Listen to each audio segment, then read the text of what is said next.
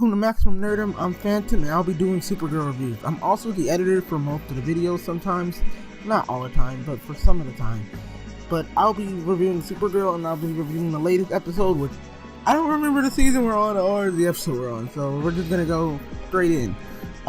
First, we kind of get a montage of Supergirl actually feeling a lot better than she did in the last season. In the last season, you could tell she was still hung up on Mon-El. But this season, she is definitely more in her game. She's in her prime. Now, the main thing is probably that there's prejudice against aliens. So we know that that comes to a screeching halt. Also, Alex isn't doing so well with her last partner, which again, I haven't looked at the previous season. I'm probably going to go back and look at it because Wynn isn't there. She is Mrs. Wynn and she pretty much really wants him back on the team. But she takes it out on this new guy who, honestly, this new guy is kind of a dick. And pretty much Supergirl is having doubts about things, but after having a talk with Jean, she does have an argument with him. Honestly, you can tell there's some type of character development going on between them because one doesn't even fight anymore. Jean is not the same Jean, or even the comic book Jean. He's really not even going to fight or help out anything now that he doesn't work at the DEO anymore. Also, we're introduced to a new character named Nia, who I generally like. She's a cool character, and I'll explain more about her later into the review.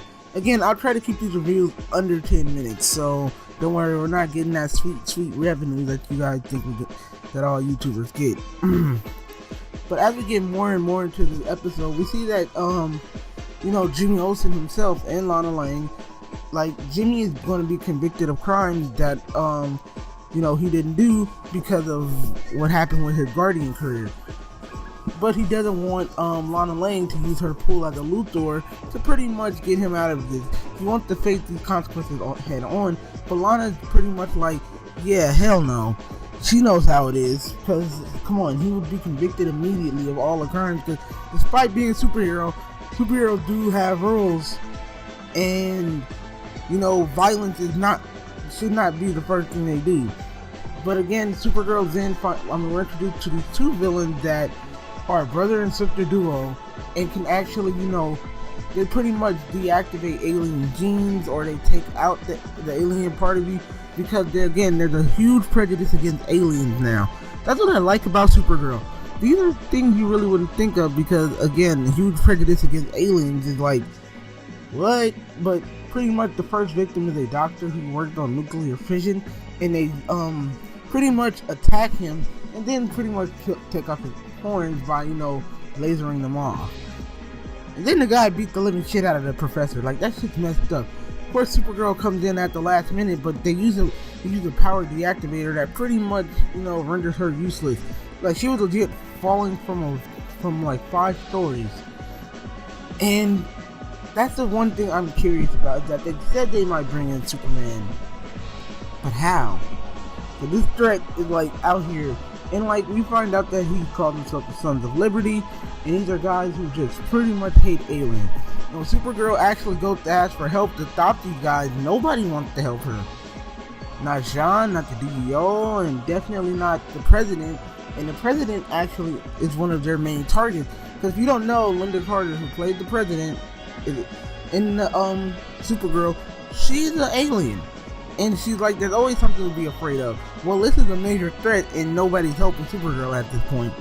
Overall, when we get more into it, the B plot makes a lot of sense, because it's more focused on the newer character, who is Nia, who, believe it or not, is transgender.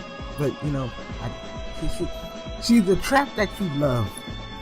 Every man gets one trap, and that's my trap waifu right there. But no, Nia is legit this girl with no confidence, and she only can talk to Kara because she feels more comfortable around her. When she was at a legit meeting, she froze up, and that's really messed up, because she really doesn't know how to handle that.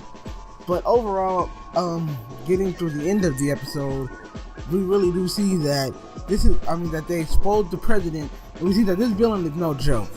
So what have I thought? Well, considering I'm someone who skipped the last season because I got generally bored, this one is definitely a step up in quality. It's not the best of seasons, but it is definitely, on to season 2 par, where that was actually really amazing. But if I had to give this a score, definitely give it a 7 out of 10. Go watch the episode if you haven't, but I don't think it's on Hulu or anything. You gotta look at it on the DC app. I don't even think it's on Netflix anymore. That's fucked up, but still, yeah. If you guys like this video, give it a like. Don't forget to subscribe to Maximum Nerdom for more nerdy content. I'll be reviewing Supergirl every week, and that's about it. Also, get ready for that Titans review. That will be up this Monday as well, and will be the first video up probably. I'll see you guys in the next video. Peace.